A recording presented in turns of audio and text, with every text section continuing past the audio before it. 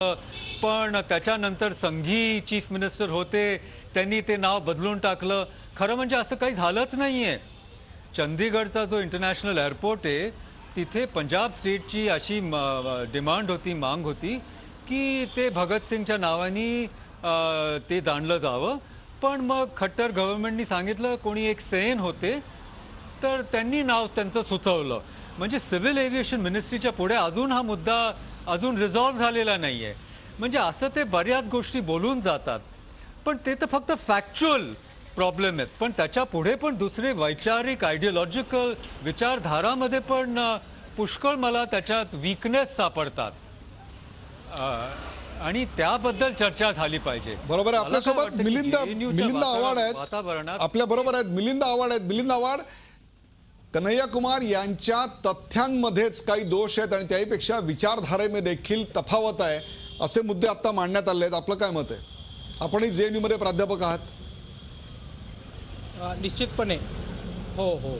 खरं म्हणजे 9 फेब्रुवारी नंतर संबंध देशामध्ये राष्ट्रवादाची जी चर्चा सुरू झालेली आहे, ती राष्ट्रवादाची चर्चा या देशामध्ये मला वाटतं ही राष्ट्रवादाची संकल्पना अजून दृढ करण्याच्या दृष्टीनं खूप महत्त्वाची आहे. कन्हैयाच्या वेगवेगळ्या स्पीच आणि इंटरव्ह्यूज आणि आता आपण सोशल मीडियाचा वापर त्या अनुषंगानं बोललात. मला असं वाटतं की या देशामध्ये राष्ट्राचा धर्म हा संविधानाचा धर्म असला पाहिजे. म्हणजे संविधानात्मक धर्म हा राष्ट्रधर्म असला पाहिजे. राष्ट्राचं चरित्र जे आहे किंवा राष्ट्र निर्माणाचं काम जे आहे ते इथल्या संविधानानं दिलेल्या जबाबदाऱ्या आणि त्या अनुषंगानं असणारं सार्वजनिक सामाजिक आचरण हे या राष्ट्रवादाची संकल्पना असली पाहिजे. मला असं वाटतं की कन्हैयाच्या एकूण वेगवेगळ्या भाषणामध्ये असेल आणि कन्हैयाच्या भाषणानंतर संबंध देशामध्ये जो सिव्हिल सोसायटी आहे किंवा विचार करणारा किंवा सर्वहारामध्ये काम करणारी जी सर्व लोक आहेत, तर त्या सर्व लोकांना सर्वहाराचा राष्ट्रवाद काय असू शकतो याची वेगवेगळ्या परिप्रेक्ष्यामध्ये मांडणी पुढे आणलेली आहे. मला असं वाटतं की देशामध्ये म्हणजे भारतासारख्या देशामध्ये प्रचंड मोठ्या स्वरूपात इंटरसेक्शनॅलिटीज आहे, प्रचंड मोठ्या स्वरूपात जाती आणि त्या बरोबर आहे. या राष्ट्राचा धर्म हा संविधानाचा धर्म असला पाहिजे. या मुद्द्यावर कुठल्याही प्रकारची बहस डिबेट, या मुद्द्यावर कुठल्याही प्रकारचं डिफरन्स ऑफ ओपिनियन असू शकत नाही. मुद्दा तो नाही आहे. मुद्दा असा आहे की आपल्या भाषणाच्या नाटकीय आवेशामध्ये ज्याला प्रचंड प्रभाव आहे, ज्याला सोशल मीडिया आणि आता संपूर्ण भारतातला आणि जागतिक मीडिया कॅच करायचा प्रयत्न करतोय, याची जाणीव असताना एखादी व्यक्ती बोलण्याच्या ओघात नव्हे तर कदाचित जाणीवपूर्वक देखील अशा प्रकारचे तद्दन ऐतिहासिकदृष्ट्या कोणताही पुरावा नसलेल्या गोष्टी जर मांडत असेल तर काय सांगाल? मुसोलिनीची आणि सरसंघचालकांची भेट झालेली होती, अशा प्रकारचा उल्लेख झालाय, त्याबद्दल काय म्हणाल? नाही, निश्चितपणे खरं म्हणजे आपण या ठिकाणी नमूद करायला हवं की आपण सर्व फुल्याची एक संकल्पना होती सत्याचा धर्म आणि सत्याच्या धर्माच्या संकल्पनेला मानणारी माणसं आहोत. फॅक्च्युअल एरियरचा जो मुद्दा आहे तर खरं म्हणजे ही फॅक्च्युअल एरर कन्हैयालाच विचारली पाहिजे. परंतु त्या सगळ्या भाषणामध्ये त्यांनी 2-3 गोष्टी प्रचंड स्पष्ट केलेल्या आहेत की या देशामधली लोकशाही, या देशामधला राष्ट्रवाद आणि या देशामधल्या लोकशाहीच्या अनुषंगानं असणारे जे सर्वच पातळीवरचं वाटप जे आहे ते या म्हणजे भारतातल्या वेगवेगळ्या बहिष्कृत असणाऱ्या समाज घटकामध्ये ते गेलं पाहिजे. मग ते जात, धर्म, लिंग किंवा ह्या सगळ्या वेगवेगळ्या ज्या इंटरसेक्शनॅलिटीज आहेत आणि देशामध्ये ज्या बायनरीज आहेत त्या तुम्ही याच्यावर एक ठाम, जशी मिलिंद परांजपे आता हे तथ्यहीन आहे अशी ठाम भूमिका मांडतायत, तशी एक ठाम भूमिका कन्हैयाच्या विरोधात, कन्हैयाच्या या तथ्यहीन आरोपाच्या विरोधात आपण घेऊ इच्छित नाही. पॉइंट वेल टेकन. दुसरा जो मुद्दा मिलिंद परांजपे तुम्ही मांडताय तो आहे कम्युनिस्ट पार्टी ऑफ इंडिया आणि स्वातंत्र्याचा जो लढा झाला त्या संदर्भातला. काय मुद्दा होता आणि तो आपल्याला का मांडावा असा वाटला? मिलिंद परांजपे. नाही, मकरंद परांजपे. Sorry, Makarand Paranjape, sorry. नाही, हरकत नाही. खरं म्हणजे माझ्या भावाचं नाव मिलिंद आहे म्हणून थोडासा घोटाळा होऊ शकतो. पण पण म्हणण्याचा पॉइंट असा आहे की मी अजून म्हणेन की काही जे मुद्दे कन्हैयानी पुढे आणलेत ते खरोखर प्रासंगिक आहेत, पण अनेक असे मुद्दे आहेत ते तथ्यहीन आहेत, हे म्हणणं फार जरूर आहे. फॉर एक्झाम्पल, ते हमेशा क्रांतीची गोष्ट करतात, पण हे म्हणत नाही क्रांती कशी आणायची, बुलेट का बॅलेट पासून आणायची. आणि बुलेटपासून आणणार आहात तर तुम्हाला संविधानात विश्वास नाही आहे हे उघड आहे.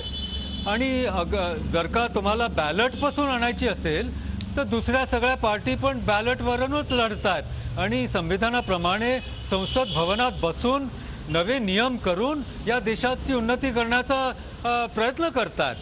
तर म्हणण्याचा पॉईंट काय की मला जी खरी चिंता वाटतीये की हे जी विचारधारा आहे तिचे भारताची जी प्रभुत्व सत्ता आहे त्याची वैधता आहे त्याच्यावरच हे लोक प्रश्नचिन्ह नेहमी का मांडतात. आणि मला वाटतं हे फार नकारात्मक आहे. इथल्या कम्युनिस्ट पार्टी तुम्ही अलगाववादाला तुम्ही तुम्ही आता मुद्दा मांडलाय की ते भारताच्या संविधानिक अस्तित्वालाच एक प्रकारे कुठेतरी चॅलेंज करतात. परंतु आपण आपल्या भाषणामध्ये कुठेतरी कम्युनिस्ट पार्टी ऑफ इंडियाचा जो उल्लेख केला तो काय होता नेमका आमच्या प्रेक्षकांना समजावून सांगा.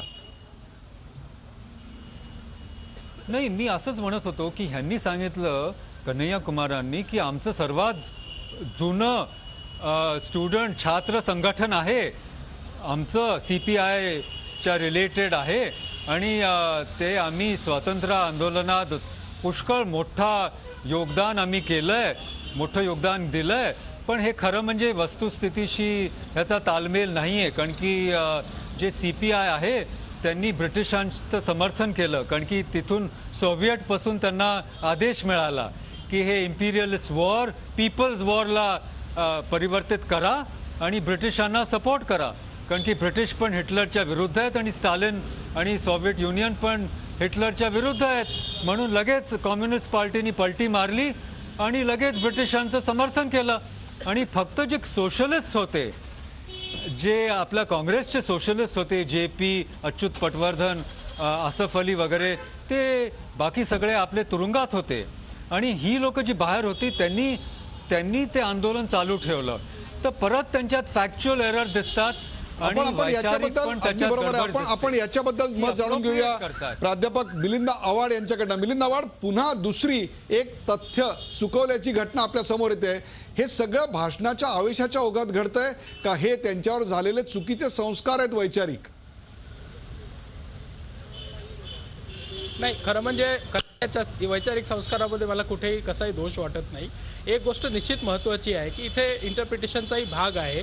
वसाहती काळातली भारतातली डावी चळवळ आणि म्हणजे पोस्ट कॉलोनियल इंडियामधली डावी चळवळ याचा एक सविस्तर विचार त्याच्यासाठी एक वेगळी चर्चा होऊ शकते. परंतु या चर्चाच्या अनुषंगाने एक गोष्ट मात्र निश्चित आहे की या देशामध्ये वेगवेगळ्या स्वरूपाचे बहिष्कृत आयुष्य जगणारी जी लोक आहेत त्या बहिष्कृत आयुष्य जगणाऱ्या लोकांचं सामाजिक राजकीय भाष्य करणाऱ्या कोणत्या पार्टीज असू शकतात. तर मला असं वाटतं की भारतामध्ये पर्यायी परिवर्तनाचा विचार सांगणाऱ्या फुले, आंबेडकर व तमाम परिवर्तनाच्या विचाराची नाळ सांगणाऱ्या डेमोक्रॅटिक लेफ्ट पार्टीज भारतामध्ये आहेत. त्याच्यामुळे एकतर सर्वात पहिला मुद्दा असा आहे की डेमोक्रॅटिक लेफ्ट जो आहे तो डेमोक्रॅटिक लेफ्ट हा भारतामधल्या वेगवेगळ्या जातीच्या मुद्द्याला असेल, वर्गाच्या मुद्द्याला असेल, लिंगाच्या मुद्द्याला असेल व तमाम परिवर्तनाच्या मुद्द्याला बरोबर घेऊन त्यांची जी काही पॉलिटिकल डिस्कोर्स आहे तो पॉलिटिकल डिस्कोर्स पुढे घेऊन जात आहे. तो त्या पार्टीचा एक मला असं वाटतं की डेमोक्रॅटिक परंतु इतिहास कालाबद्दल जी पद्धती आहे मिलिंदजी, इतिहासातल्या एका घटनेचं हे इंटरप्रिटेशन नाही आहे. इतिहासामध्ये जे घडलंय ते दाखवायचा प्रयत्न करतायत प्राध्यापक परांजपे. त्याच्याविषयी काय सांगाल की त्याचं देखील एक बदलून रूप आपल्या समोर भाषणाच्या ओघामध्ये का होईना सादर केलं जातंय कन्हैया कुमारांकडून. ते कम्युनिस्ट पार्टीच्या इतिहास आपल्या स्वातंत्र्याच्या लढ्यातल्या नेमक्या कॉन्ट्रीब्युशन बद्दल आहे, त्याबद्दल काय सांगाल तुम्ही? नाही, म्हणजे भारतातल्या स्वातंत्र्याच्या लढ्यामध्ये भारताचा, आणि मला वाटतं त्यांनी त्यांच्या स्पीचमध्ये ते मांडलेलं आहे. आपल्याला खरं म्हणजे ते परत नव्यानं तपासून त्याच्याविषयी विचार करता येईल. कन्हैया कुमारच्या स्पीच, मला असं वाटतं की कन्हैया कुमार आणि कन्हैया कुमारच्या अनुषंगाने संबंध भारतामध्ये राष्ट्रवादाच्या ज्या